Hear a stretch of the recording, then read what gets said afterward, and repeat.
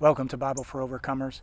So, couldn't we all use more discernment, wisdom, understanding in our lives? Certainly we could. And if you look at what many people do, at least on their free time, with various forms of media and activities, not trying to judge anybody, everybody needs to unwind, everybody needs to relax. And there's a lot of stress out there trying to keep our head above waters financially and dealing with all the lies and propaganda that comes through the official channels all of the time. And so we need to pray to God to give us discernment, wisdom, understanding. So I just want to look at Proverbs and Ecclesiastes, a few verses. We'll keep it quick. But I want to challenge you to spend a little bit more time every day in trying to learn new things.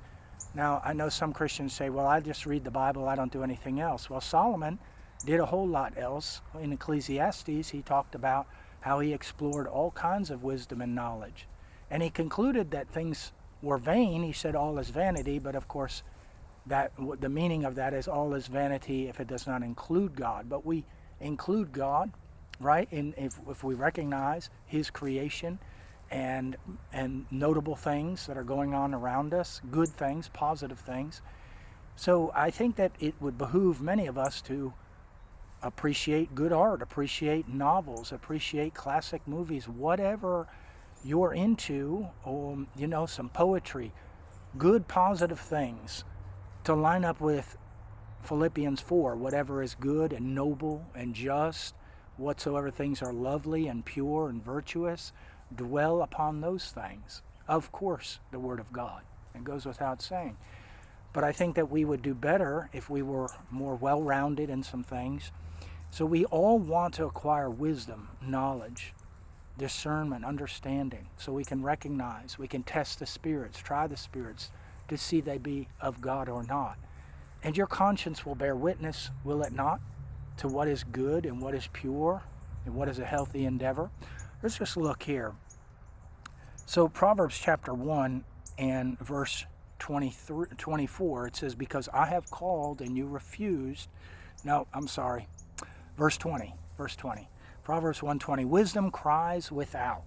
She utters her voice in the street. She cries in the chief place of concourse, in the city square, right? In the openings of the gates. In the city she utters her words, saying, how long, you simple ones, will you love simplicity? Now just stop and think about the people that you pass every day. Maybe it's just me, or maybe it's the kind of people that I'm running into lately, but it seems like everybody's monochrome, monotone, and without personality, and they've got their face in the screen so much that they don't know how to interact with people. And it's a shame, because you'll never build your tribe that way. You'll never, as Dale Carnegie wrote back in the 30s, you'll never know how to win friends and influence people. So it is important that we develop conversational points so that we connect with good people to build that tribe. But it does seem to me that people are getting more just pacified and unambitious and propagandized to the point where they don't want to hear a competing narrative. They don't want to talk about interesting things. Everything's got to be sports, entertainment. You know, what the Roman emperors called bread and circuses. Now, I'm not condemning anybody for needing to unwind with sports or video games or whatever. That's wonderful. That's your business.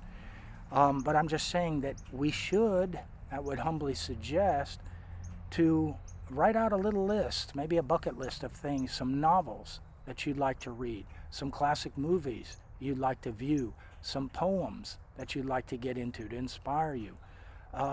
Just write down some things so that we can always challenge our own mind, our own spirit, and you'll see there are many good things out there. So here it says, how long you simple ones will you love simplicity, and the scorners delight in their scorning, and fools hate knowledge. And in chapter 2, Proverbs 2, it says, verse 2, so that you incline your heart unto wisdom, and apply thine heart to understanding. Yea, if thou criest after knowledge, and lift up thy voice for understanding.